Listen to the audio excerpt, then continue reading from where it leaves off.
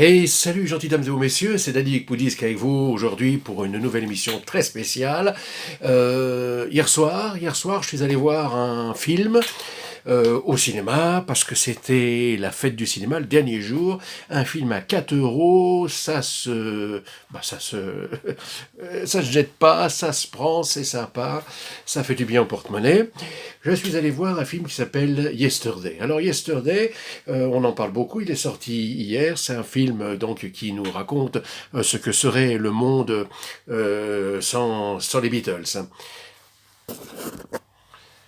Oui, un monde sans les Beatles. Vous vous rendez compte? Est-ce que ça peut exister? Eh bien, ça part d'un principe qui a déjà été fait. C'était un film français qui s'appelait Jean-Philippe. Alors, un film qui parlait donc d'un monde sans Johnny Hallyday. Alors, qu'est-ce que ça donne? Un film, un remake anglais sur un sujet aussi pointu que les Beatles. Eh bien, ça donne le film que je suis allé voir hier, et ça nous raconte donc une histoire dont je vais vous parler maintenant. Donc, si vous voulez, c'est l'histoire d'un jeune musicien qui n'est pas un bon musicien dans une petite ville du Suffolk, c'est une région d'Angleterre. Il galère pour se faire entendre, pour se faire connaître, et puis au moment où il va abandonner son projet musical, sa copine, c'est vraiment une amie sans plus qui est avec lui depuis son enfance, qui est son manager, qui est son qui est aussi son roadie, tout ça. Elle lui dit il faudrait un miracle pour que pour que ça change. Et à ce moment-là, toutes les lumières s'éteignent, je vous raconte pas toute l'histoire, et le jeune homme sur son vélo, il a un accident, et quand il se réveille à l'hôpital, il est défiguré, il a tout ce qu'il faut, et il se réveille dans un monde où plusieurs choses n'existent plus, à commencer par les Beatles, et puis autre chose aussi, il n'y a plus de Coca-Cola, il n'y a plus tout un tas de choses, c'est un monde complètement changé, et puis, lui qui est un musicien qui adore les Beatles, va quelque part s'approprier le catalogue de ses chanteurs favoris, et de rien du tout, il va devenir une star mondialement adulée. Voilà, ça c'est donc l'histoire. Alors il y a une histoire d'amour derrière, entre cet homme et cette femme, on en reparlera tout à l'heure, mais si vous voulez, c'est quelque chose qui se passe aujourd'hui avec de la musique des stars d'hier, dans un monde totalement artificiel, dans un monde où la musique n'existe plus que par streaming, et où les disques vinyles jouent un rôle. Ils jouent un rôle. Quelques secondes, on les voit apparaître au moment où le héros monte dans sa chambre, regarde, il cherche ses disques des Beatles, et puis il ne les trouve pas. Évidemment, il vit dans un monde où les Beatles n'ont pas existé, donc forcément les disques n'existent pas non plus. Après ça, le support vinyleux, ou vinylique, c'est comme on veut, il disparaît totalement. Alors, qu'est-ce qui se passe? On va voir l'évolution de cet homme étape par étape, où il se fait découvrir par un producteur sorti de nulle part, comme tiré d'un chapeau, dans des conditions tout à fait misérables, au bord d'une voie ferrée, et puis on va le voir arriver ensuite à Los Angeles, avec la plus grande productrice mondiale qui va en faire une star. Et l'intermédiaire, c'est l'autre héros du film, c'est Ed Sheeran, le vrai Ed Sheeran, qui joue son propre rôle.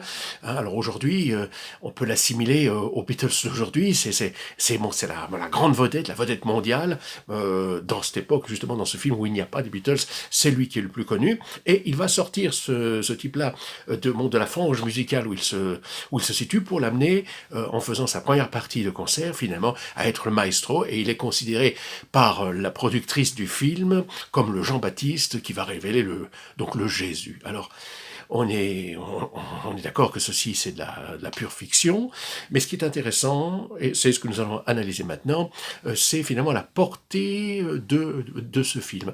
On se situe donc en plein XXIe siècle, à une époque où l'on ne vit que par Internet, par le streaming, par le virtuel, et d'ailleurs, je dois dire qu'il y a un moteur de recherche, pour ne pas le nommer Google, qui a un rôle dans le film, et c'est peut-être l'une des premières fois où l'un des personnages est joué par l'un des 4 GAFA, Google, donc le G de GAFA, puisqu'à un moment donné, à chaque fois qu'il y a un moment crucial, eh bien, le héros va taper sur son clavier le mot qu'il recherche et il s'aperçoit que la notion qui est associée à ce mot est totalement différente de ce qu'elle devrait être. Par exemple, il tape Beatles et on voit apparaître le Wikipédia des Beatles qui sont, comment dirais-je, zoologiquement des scarabées.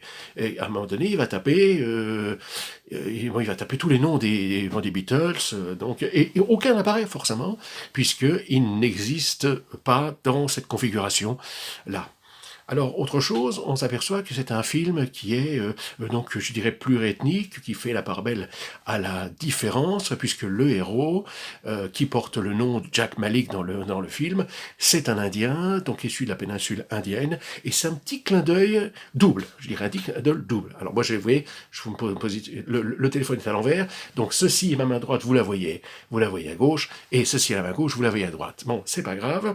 Ce que je voulais dire, c'est que le fait que le héros ne soit pas je dirais, l'Européen blanc qu'on a l'habitude de voir, c'est parce que c'est un clin d'œil à l'Empire britannique qui s'étendait sur l'ensemble du globe, mais aussi et surtout au fait que dans leur vraie vie, donc les Beatles étaient très, très attirés par la culture hindoue, ayurvédique, etc. Et notamment le fameux George Harrison. Et donc il y a ce petit clin d'œil là. Enfin moi c'est comme ça que je l'ai ressenti. Et puis alors donc la femme qui est avec, elle est, c'est la britannique, donc par excellence, c'est la femme blanche, etc. Il y a donc cette notion de métissage, de melting pot, de cosmopolitanisme, si j'ose dire, dans cette culture. Alors on verra un truc très intéressant, le monde asiatique n'apparaît pratiquement pas. Ou alors j'ai mal vu. Le monde africain est suggéré par quelques groupes de couleurs au début. Et bon, il y a aussi le monde musulman qui est légèrement suggéré par le Rowdy qui s'occupe de Jack Malik dans le film. Bon, on n'en dira pas plus. Alors, l'histoire d'amour, donc, parce que c'est finalement ça le but, c'est le type, il est avec cette femme depuis sa prime jeunesse, et puis il sait pas qu'il l'aime, ou alors il sait qu'il l'aime, mais il n'ose pas lui dire, elle l'aime, elle sait pas, bref, ils ne savent pas, finalement, ils vont passer l'un à côté de l'autre, c'est un peu ce qui va se passer, alors je ne veux pas vous spoiler le film, mais disons que il y a une des morales du film, c'est si tu aimes quelqu'un, dis-le lui, parce que sinon tu passeras à côté de l'affaire. Et là, je suis bien placé pour le dire, parce que moi, je suis passé à côté de ce qui aurait dû être mon âme sœur, la femme de ma vie. Je vais donner son nom. Elle s'appelait Sylvie Fogelman. Elle n'est plus de ce monde. Lorsque je me suis rendu compte qu'il fallait que j'aille la chercher, c'était trop tard. Elle était malheureusement décédée. Alors, elle habitait à Strasbourg. Elle faisait partie d'un groupe d'une chorale. Et donc, ceux qui m'écoutent et qui sont de Strasbourg l'ont peut-être connue. Et donc, nous allons nous associer ensemble pour lui rendre un vibrant hommage posthume, certes, mais un hommage quand même. Alors, autre chose, dans la salle, il y avait peu de spectateurs et uniquement, si j'ose dire, des gens de mon âge, avec le poil gris, les cheveux blancs, pratiquement pas de cheveux là où ça brille, enfin donc des vieux qui ont aimé ce genre de musique, et quelques jeunes par-ci par-là qui venaient peut-être pour découvrir le monde des Beatles, qui est malheureusement relativement peu connu de la jeunesse. Et c'est un peu dommage. Et je pense que ce film va peut-être contribuer à faire connaître le groupe et sa musique, son œuvre musicale, à une jeunesse qui vit par ou à travers le rap, le hip-hop et autre chose. Parce que il faut bien comprendre, mesdames, messieurs, il faut bien comprendre que sans le rock, il n'y aurait jamais eu de rap. Sans la pop musique, il n'y aurait jamais eu de hip-hop. Ça n'existe pas. C'est clair et net. Le groupe phare numéro 1 du XXe siècle, c'était les Fab Four, les Fabulous Four, c'était donc les Beatles. Ils ont tout révolutionné, ils ont pratiquement tout inventé, ils ont influencé tous les groupes qui ont suivi, y compris les groupes punk, et c'est très important, y compris les groupes rap anglais, britanniques et américains, et par le truchement de cette chose-là, ont influencé l'afro-trap, le trap, le rap, le trash, enfin bref, bon, tout ce que l'on écoute aujourd'hui, et bon, voilà. Donc c'est un film qui va quand même faire la promotion d'une certaine forme de musique qu'on a pu entendre dans nos jeunesses à nous, et qui se transmet comme un message. Et c'est ça qui est très intéressant. C'est que, à leur époque, John Lennon et compagnie, c'était considéré comme étant plus célèbre que Jésus. Et effectivement, ce qu'ils ont fait est un genre d'évangile musical qui perdure après la disparition de 50% des Beatles, puisque John Lennon est mort, et puis George Harrison aussi mort. Enfin bon, il ne nous reste plus que 2 personnes d'un certain âge, Sir Paul McCartney, Ringo Starr, c'était Richard Starkey. Et vous voyez, c'est un petit peu compliqué. Mais l'œuvre est restée. Et ça, c'est absolument extraordinaire. Et bon, encore en parallèle avec Johnny Hallyday, il n'est plus là, son œuvre reste. Dans un film, alors peu importe le nom du film, peu importe le nom du réalisateur, mais toujours est-il que Jean-Philippe Smet, le poète Jean-Philippe Smet, c'est-à-dire l'acteur, on lui fait dire que une chanson, c'est un poème qui a pris l'air. Et ça, c'est très intéressant. Alors, que dire encore sur ce film, si ce n'est qu'il faut aller le voir. Et c'est en tant qu'un film musical. Et cette année, donc, nous avons quand même eu 3 films musicaux. Enfin, cette année, puis l'année dernière en même temps. Nous avons eu quand même Bohemian Rhapsody sur Freddie Mercury. On a Rocketman sur Elton John. Et Yesterday, donc celui que j'ai vu hier, n'est-ce pas, comme son nom l'indique, eh bien, qui s'intéresse aux Beatles. C'est quand même 3 figures du rock anglais et de la musique mondiale en général. J'ai bien aimé celui d'hier, j'ai bien aimé Bohemian Rhapsody sur Freddie Mercury, mais par contre Rocketman sur Elton John, j'ai détesté parce que c'était nul à chier. Mais enfin bon, je reviendrai, si ça vous intéresse ce type de réaction, de vidéo, réaction sur un film, je vous expliquerai mon ressenti sur les 2 films que j'ai évoqués là. Alors, une petite critique concernant le film Yesterday. Les musiques, la bande-son, nous montre des musiques qui sont chantées à l'écran par le héros, mais elles ne sont jamais complètes. Et je me suis posé la question, pourquoi ? Pourquoi ? Très simple. Je t'explique. C'est pour des questions de royalties. Plus la diffusion est longue, plus tu payes de royalties. D'accord ? Citer le nom d'une chanson, c'est déjà lui faire de la pub. Écouter les paroles et la musique, c'est déjà fait de la pub. Alors, bon, heureusement qu'on n'a pas eu aussi les vrais Beatles, parce qu'alors là, oh, vas-y, allez hop, allez, à demain, le pognon qui tombe sur les ayants droit. D'accord ? Alors à la fin, on a quand même dans le générique de fin...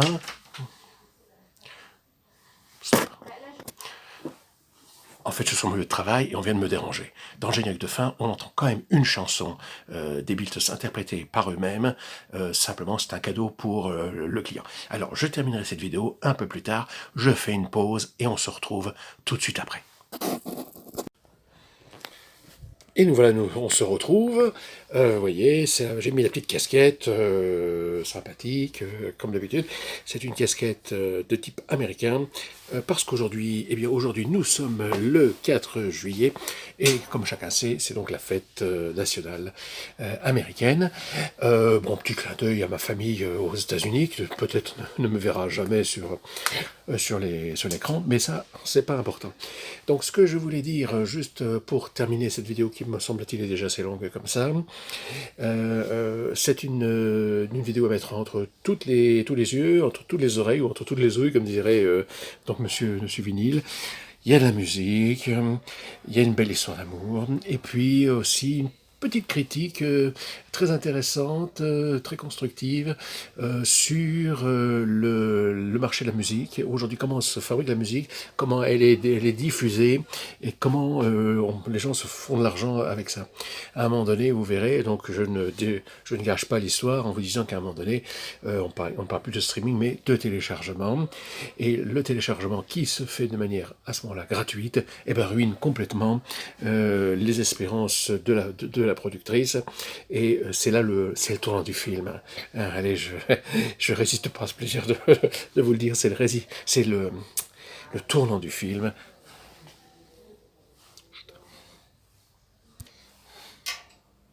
Donc c'est le tournant du film, et après ça, eh bien après ça vous avez donc la fin, une fin romantique, une fin où l'amour bien sûr prend le dessus. C'est finalement l'un des messages les plus importants du rock'n'roll des débuts. C'était celui où eh bien on avait cette petite donc espérance, cette petite fleur bleue qui animait donc à un certain moment donc la jeunesse des années 60-70, et que l'on espère revoir fleurir en cette début, enfin maintenant, première double décennie du XXIe siècle. Bon, je vais m'arrêter là. Je vous souhaite à tous une belle journée, une belle nuit, enfin tout ce que vous voulez de bon, de bien et qui puisse vous arriver. Et je vous dis à très bientôt. Mais n'oubliez pas de massacrer ce fameux pouce levé, de partager un max avec toutes celles et ceux que vous aimez, et même ceux que vous n'aimez pas d'ailleurs, cette vidéo, afin qu'elle fasse un max de vues, que j'ai un max de gens qui viennent s'abonner. Donc n'oubliez pas de vous abonner et d'activer la cloche afin... Non, pas moi, c'est pas moi la cloche, hein, c'est celle qui est installée en bas de cette vidéo. Et puis ma foi, si ça vous intéresse, eh bien je ferai une autre vidéo du même genre, ou peut-être un peu mieux améliorée, parce que là j'ai rien écrit, j'ai rien préparé, c'est tout du direct, c'est en streaming avec mon cerveau. Tip top, gaz, me, v'là déjà pas que je crois déjà que v'là déjà. Gentil dames et messieurs, je vous souhaite à tous, bye.